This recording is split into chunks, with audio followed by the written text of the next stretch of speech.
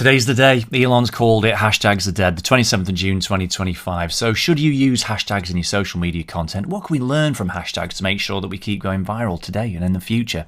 Well, it's pretty conclusive at this point that they make no difference. I see that in my content from the top creators. There are three things that hashtags always did: help with discovery, algorithmic indexing, and give humans a visual cue as to what the content's about. So in terms of discovery, pretty much all of what we see next in social is now decided by an algorithm, and we just sit back and let that happen, which is fine. LinkedIn and Instagram, for instance, they both switched off the ability to follow hashtags. They're just not something we rely on to navigate the rabbit holes of social anymore. In terms of the algorithms, like 18 years ago, the hashtag was the only machine-readable piece of information in the whole post, whereas today, the algorithm can read all that natural language, can see what's in an image, can see and hear what's in a video.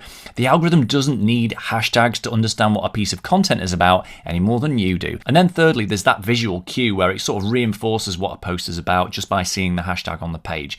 Now, Elon Musk clearly thinks that hashtags are the ugliest thing ever. I don't, but yeah, I'm not sure that this alone is a good enough reason to keep using them.